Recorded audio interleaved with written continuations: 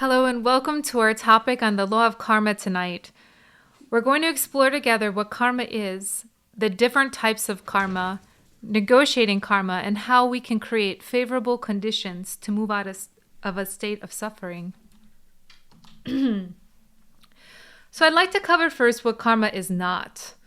There's a lot of false ideas and information about karma. We have all seen the memes or have heard people say things like, karma's going to get you for the bad you done. We have even heard people threaten others that they will have bad karma. So let's take a look at this meme. It says, the best revenge is always to just happily move on and let karma do the rest. I love how they have a picture of a Buddha here. This is not Buddhism, because in the beautiful religion of Buddhism, one does not look at situations in terms of revenge.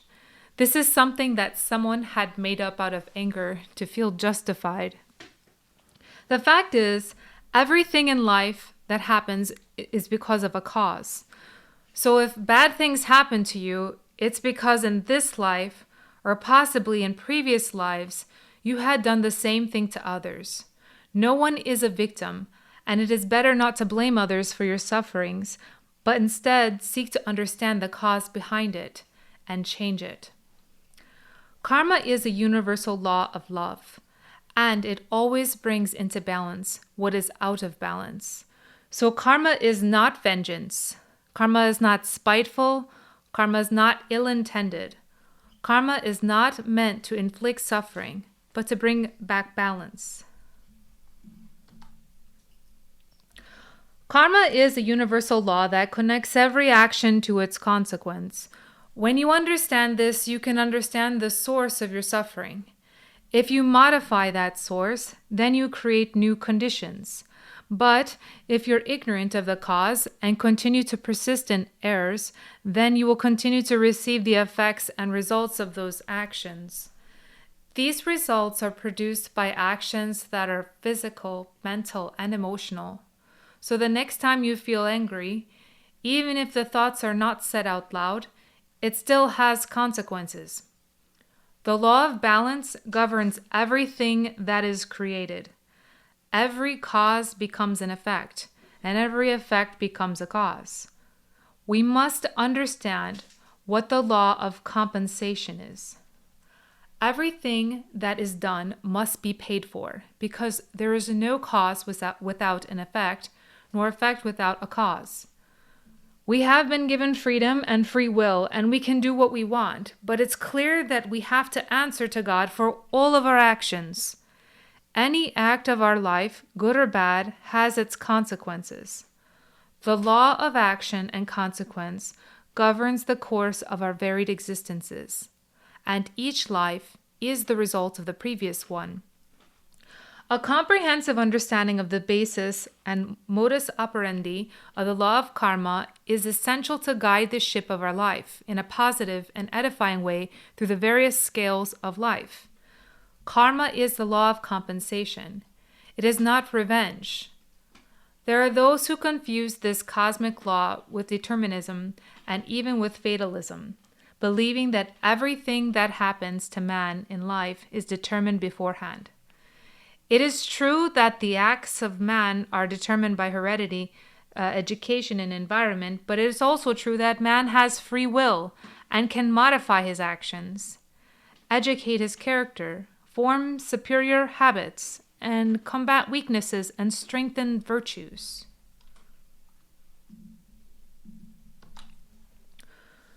So what about destiny? Each one of us carries our own destiny. When we come into this world, we bring our own destiny. Some of us are born in luxurious conditions, and others are born in poverty.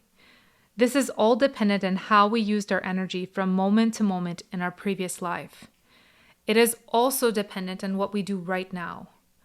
Even our physical body and the beauty of it, or maybe it's the problems we may have with it, they're all determined on how we were in our past life and what we're doing with the energy right now. If in our past existence we killed and murdered others, now in this existence, the ones we killed will now kill us and hurt us. Or it is possible that we may be born with a body that may have deformities that would prevent us from harming others. If we steal from others, then others will steal from us. Many are those who claim fidelity from our spouse, but were adulterers in previous lives. We ask for love when we were ruthless and cruel to others. We demand that others understand us when we have never been able to understand anyone else or even try to see from another's perspective. We suffer greatly, and all of this suffering is of our own doing. We must understand that if we want happiness, then we must be the origin of happiness for others. If we provide a beautiful home with many comforts to our children, then in our next existence, we will also enjoy a home of beauty and harmony. It is common that people demand what they had not given. They don't like it when others gossip about them, but they themselves participate in gossip and slander. In our previous lives, we were evil and deserved the worst, but we suppose that we should be given the best. Fortunately, dear friends, justice and mercy are two main columns of the universal white fraternity. Justice without mercy is tyranny, and mercy without justice is tolerance and complacency with the crime. Karma is negotiable. If the law of action and consequence were not negotiable, then where would divine mercy be? It is possible to modify our own destiny because when a lower law is transcended by a superior law, the superior law washes away the inferior law.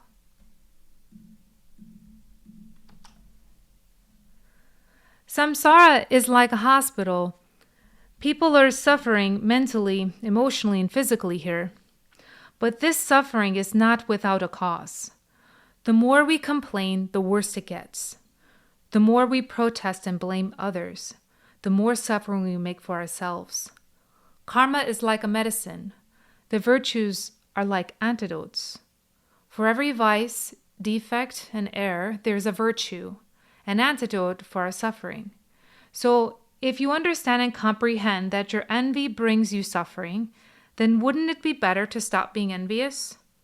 To stop the harmful action because you know there's a corresponding effect that produces the suffering? The psychological aggregates are like poison. They create harmful results and illness. When we are sick, we always seek to apply medicine or an antidote for the sickness. Virtues are the antidote. If envy is the poison, then we would stop harmful action, restrain it, and then apply the antidote. The antidote is rejoicing in the success and happiness of others. We can stop our habitual patterns of envy and jealousy and feel an active rejoicing and happiness in our heart and wish them success or celebrate their success. When we do this, others will then rejoice in our happiness. People will always support your success. Everyone wins. But when you are envious of others, you harm others, and you harm yourself. And for there to be balance, you then receive the effects of those actions, which are greater than the action itself. The effects are greater than the cause. Have you ever tossed a rock into a serene lake and watched the water ripple out? Our actions, physical, emotional, mental, are a lot like that. There's a cause, the rock that you throw into the water, and then the effect, the waves that ripple out. The effect of that action eventually reaches the perimeter as it expands out, and then it returns to the origin, all crashing against each other. This is similar to the disturbance of harmful actions, and they always return to the origin and produce a greater effect to the one who originated it. We can understand this better by just looking at examples of the news or social media nowadays. The actions on social media have the ability to reach a greater number of minds very quickly. How many times have you seen videos or controversial postings that are meant to incite violence in the viewers? All those people who mechanically react to these postings all receive the karmic consequences along with the originator. wouldn't it be better to just have a calm, serene lake, a calm, serene mind where you can penetrate into the depth of the crystal waters and see more clearly? If your life is full of problems and you're ridden with sickness, it is time to take an honest look at your life and find the causes that are producing those results. In the revolution of the consciousness, there is birth, death, and sacrifice for humanity. In death, we can invoke our Divine Mother Kundalini and ask her to destroy the vice we had comprehended through meditation. With that, a birth takes place of a virtue when we transform that energy into virtuous action. And simultaneously, a sacrifice of that defect for that virtue takes place as well. We can also perform sacrifice for humanity in other ways. We can take actions and share things on social media that are uplifting and unifying. We can choose to engage in conversations and seek understanding of others and their perspectives. We can respect our differences, and we can choose to use our energy wisely and be diligent doing our spiritual practices and cultivating virtue through our interactions with others. We can donate to spiritual schools in order to make the teachings available for others. There are infinite ways to sacrifice for humanity. We need to revise our conduct and the causes that produce the negative consequences.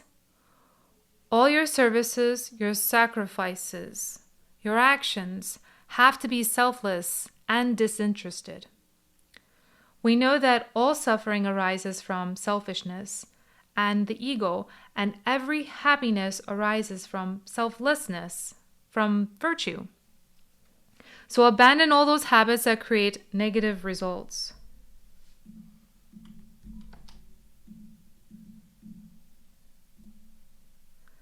People who suffer tend to only remember their sufferings. This increases their suffering and entangles them further. Let's say you have a problem and you can't get it off your mind. A person did something to you that really hurt you. If in that moment you cannot observe it, do not identify to the situation. It's better to redirect the energy and do something serviceable for others until you can gain back your objectivity. Then later you can sit and meditate and comprehend the problem.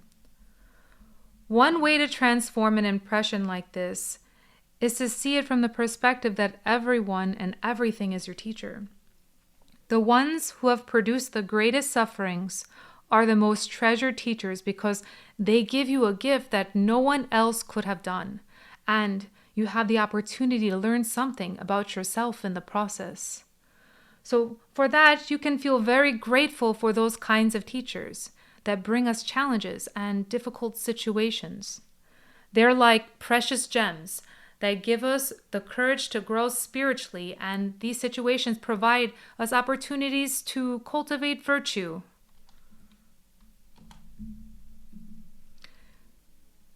So you cannot receive the consequence if you do not commit the corresponding action. Have you ever noticed if you have a smile on your face, others naturally smile back at you? It is like instant good karma. I learned this from His Holiness, the Dalai Lama. He said a genuine smile touches something fundamental in us, our natural appreciation of kindness. Isn't it true that when you have a smile on your face, people naturally smile back at you? And isn't it also true when you're angry at others, people tend to mirror back a similar emotion? I like to use the example of when you drive a car. When you wave to others or smile when they're so kind and they let you into the lane, they tend to exchange friendly gestures. Equally, I had seen when people are angry and impatient behind the wheel, and others respond angrily back at them. This is all karma, cause and effect. If you walk around with a frown on your face and your mind is consumed with negative thoughts, you emit an energy that others can feel.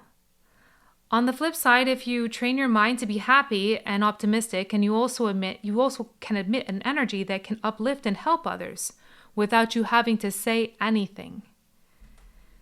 If you have enemies and they seek to harm you with their words, if in exchange you pray for them and demonstrate kindness and see them through the eyes of love, then they can't touch you. They can't harm you. You can only be harmed if you have committed the corresponding action. There is a way out of suffering. The lion of the law is fought with the scales. Our good deeds and our bad deeds are weighed on the scale. If our bad deeds outweigh our good deeds, then we will pay with pain. If our good deeds outweigh our bad deeds, then we tilt the scale in our favor and we can cancel our karma.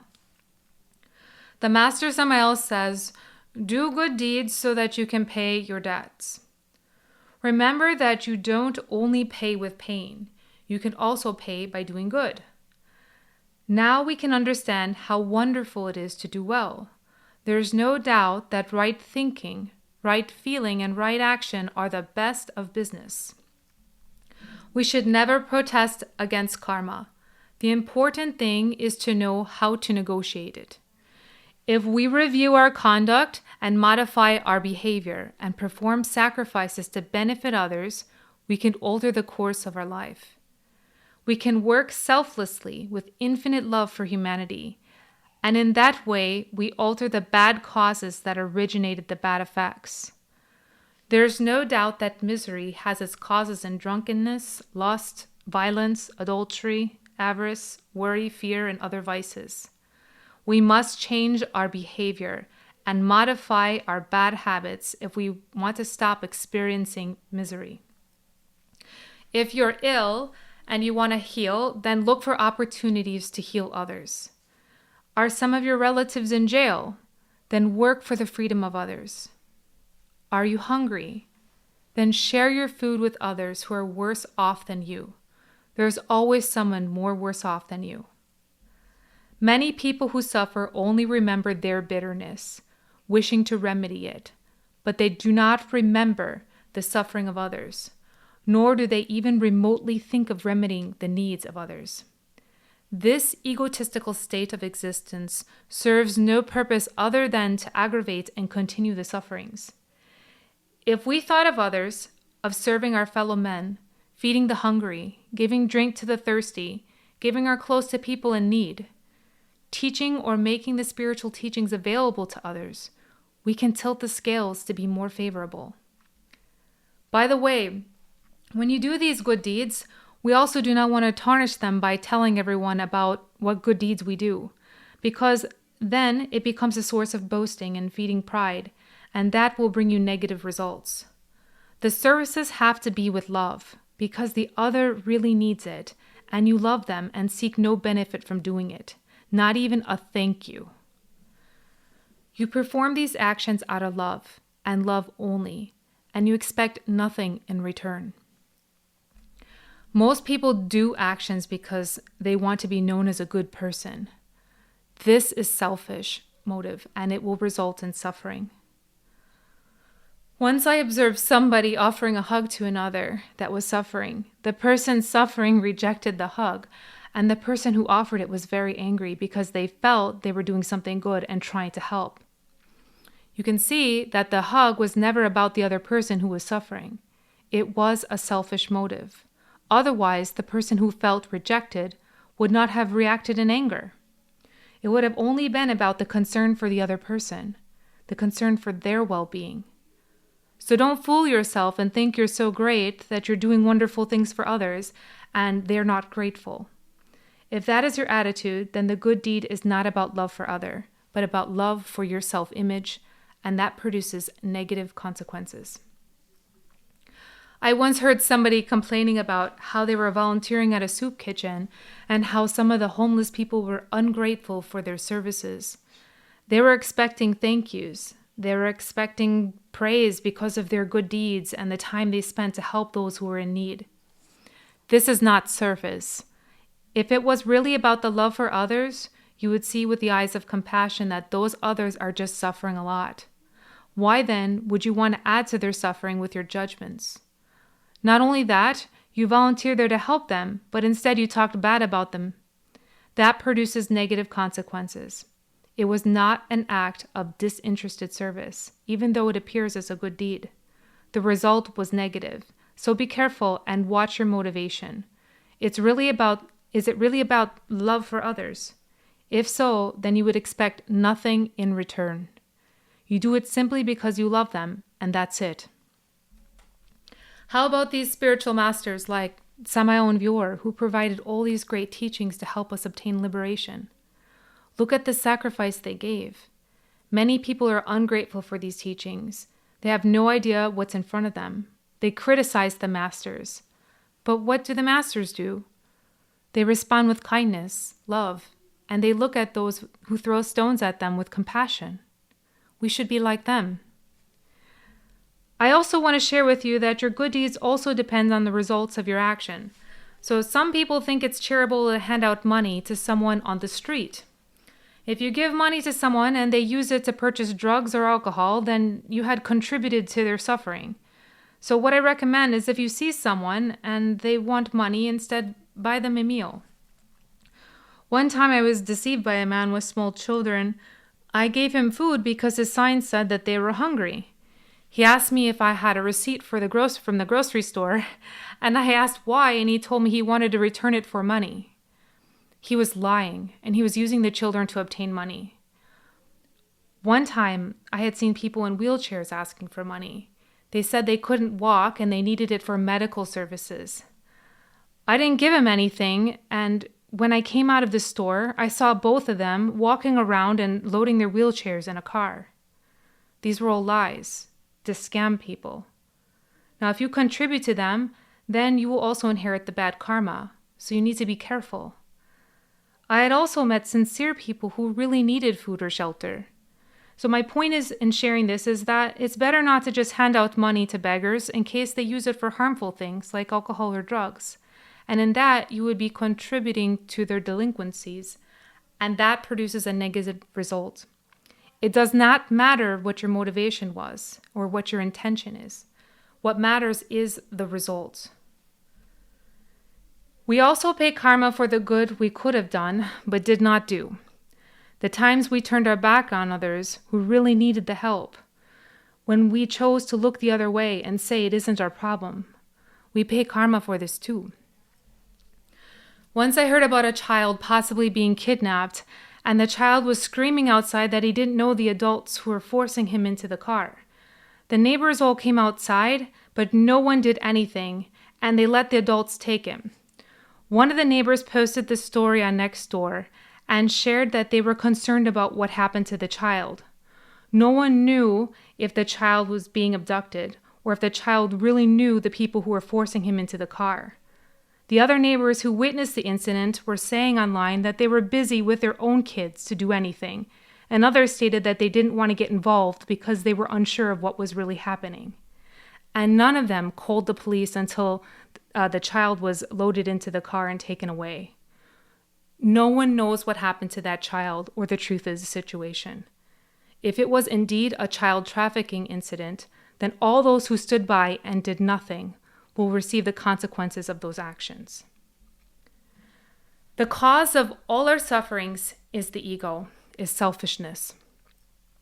With the help of the Divine Mother Kundalini, we need to comprehend and eliminate those egos within us. We need to reduce the false self to cosmic dust. By doing this work, we also change our destiny. These are all the sources of suffering that bring us bitterness in our life. They must die. If we want a new, more favorable conditions to arise, we must die. If we have no ego or selfishness, then true happiness is born in us. When the psychological aggregates of vices, defects, and errors are gone, there's no karma to pay, and the result is bliss. The head of the priests of the court of karma is the Grand Master Anubis. He is the archon of karma. The temple of Anubis, the supreme regents of karma, is found in the molecular world, called by many the astral world. The masters of karma are judges of conscience who live in the jinn state. In that court, only the terror of love and justice reigns.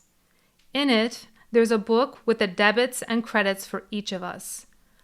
Every day, our good and bad deeds are noted down. The good ones are represented by rare coins that the masters accumulate for the benefit of men and women who execute them. Defense lawyers are also found in the court, but everything is paid. Nothing is given away. He who has good deeds pays and comes out well in business. The requested credits are paid with selfless works and inspired by love towards those who suffer. We have to constantly do good deeds so that we have enough to pay our debts from this and past lives. When they officiate as judges, the masters of karma wear a sacred mask in the form of a head of a jackal or a feathered wolf, and with it they present themselves to the initiates in the internal worlds. The law of karma is not a blind law. Credit can also be requested from the masters of karma.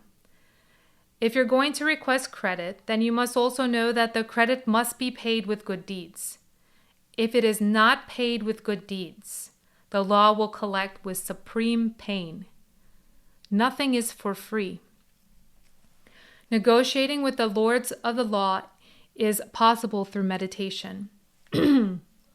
We can pray, meditate, and concentrate on Anubis and ask for the requested services.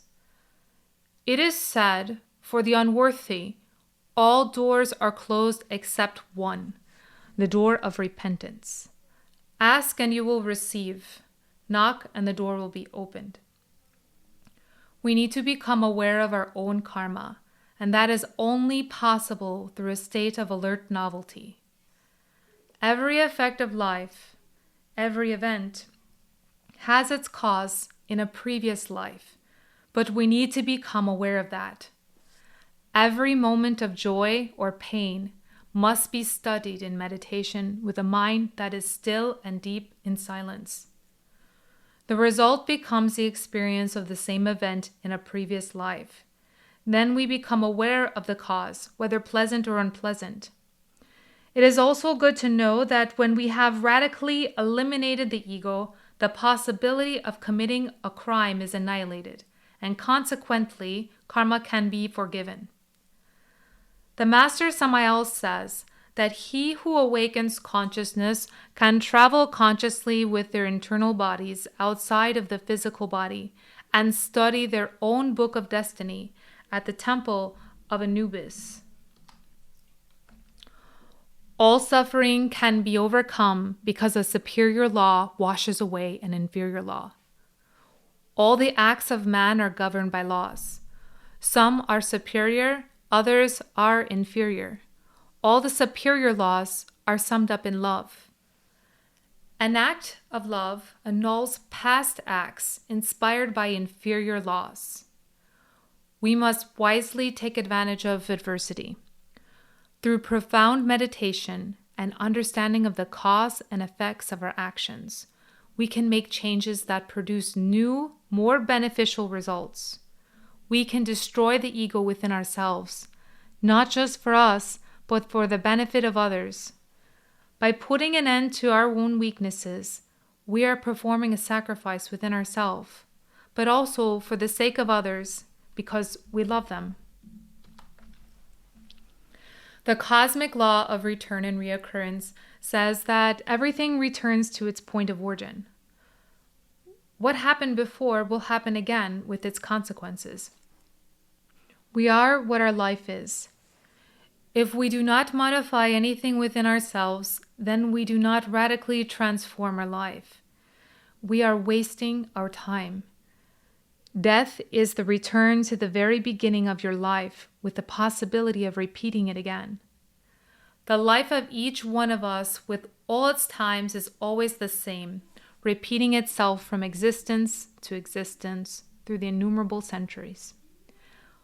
Unquestionably, we continue to in the seed of our descendants. This is something that has already been proven. The life of each one of us in particular, is a living movie that when we die, we take with us to eternity.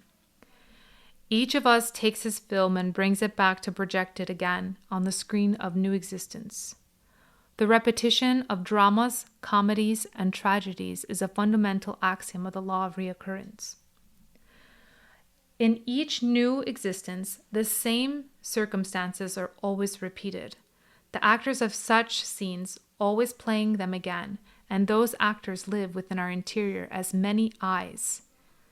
If we disintegrate those actors, those eyes that originate at the constantly repeated scenes of our life, then the repetition of such circumstances would cease to exist. It is through the death of the ego that we can free ourselves from the law of return and recurrence, so we can become truly free. Each one of us carries within us many eyes, egos, defects, whatever you want to call it. If we disintegrate these eyes, then the actors and dramas outside us can no longer play because we don't have corresponding consequence for the drama to play out. What is in our interior reflects in our exterior life. If we seriously reflect on the law of reoccurrence, or the repetition of dramas, comedies, and tragedies in each return, we discover through intimate self-observation the secret springs of actions behind this matter. So if in the past existence, at the age of 25 years, we had a love affair, it's indubitable that the eye of such commitment will look for the same man or woman at the age of 25 in the new existence. It is clear to understand that two eyes or egos, both his and hers, look for each other telepathically, and they meet again to repeat the same love affair of the past existence. Two enemies who fought in death in the past existence will seek each other again in the new one to repeat the same tragedy at the corresponding age. If two people had a real estate lawsuit at the age of 40 years in the past existence, at the same age they will look for each other telepathically in the new existence to repeat the same drama. Within each one of us live many people full of egoic commitments. We can ignore the existence of these egos within ourselves. They will continue to telepathically communicate in order for the right causes and conditions to come together for the crimes to be fulfilled. All these commitments of the eyes that dwell within us happen below our ability to reason.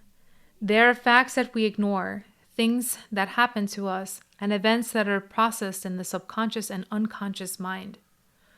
For a just reason, we have been told everything happens to us, just like when it rains or when it thunders. We really have the illusion of doing, but we do nothing. Everything happens to us. This is fatal and mechanical.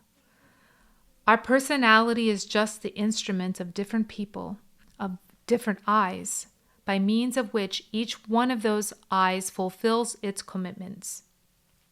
Many things happen below our cognitive capacity. Unfortunately, we ignore what happens below the detection ability of our intellect.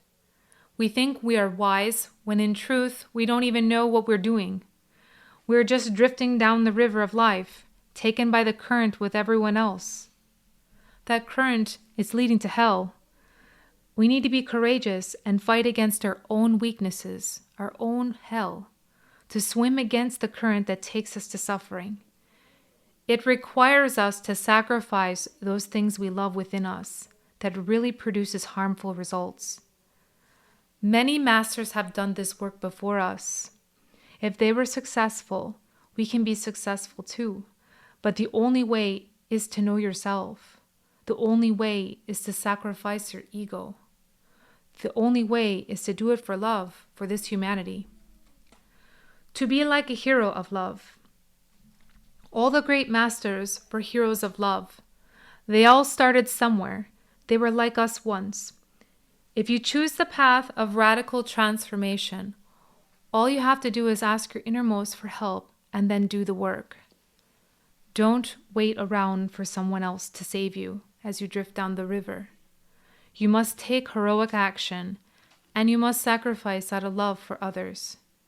It is the only way to exit this wheel of samsara. And just real quick, this is a picture from the Buddhist tradition. This is Yamataka holding the bhava chakra. The bhava means attitude and chakra is wheel. This is also called the wheel of becoming. High level is a representation of our psychology. What we do from moment to moment, it determines our next state. So that is what's depicted here. So there are 4 types of karma: individual, collective, katansya, and karma duro. We have already spoken about individual karma in all the previous slides. So the individual karma is the one that applies to you. The collective karma is the karma of the nations, the karma of the worlds. It is the karma that you receive when we engage in acts of war, abuse, tyrannies against other countries. And all the citizens of that nation inherit the consequences, good and bad. The karma of the worlds is for all those perverse humanities like us, where we experience the tragedies and sufferings of existence like we do today. There are other perverse humanities in the universe that, just like us, experience the karma of the world. An example of that is the inhabitants of Hercolobus. Excuse me. Katansya is the karma of the gods, and the law has its specific means and provisions to apply such karma. And then there's karma duro. This is the karma that is already active, and karma that cannot be negotiated. An example of karma duro are all the crimes against the Holy Spirit. This is anything we do against creation or the forces of creation. These crimes are like harming children, sexual violence, altering genetic codes of plants, etc. So in synthesis, we pay karma for the wrong we do and for the good we do not do and left it undone. Each inferior action is a note we sign and make ready for payment in our next life. You cannot receive the consequences if you do not commit the corresponding action. Do good deeds so that you can pay your debts and be successful in your dealings. The line of the law is always fought with the scales. A superior law washes away an inferior law. And it does not matter what your intentions are, even if they were good. What matters is the result. So now we're going to turn it over to our online group for question and answer. And for the YouTube video, thank you all for joining us tonight. We hope you found benefit and inspiration from the topic, and we wish you all well. May all beings be happy, joyful, and at peace. Thank you.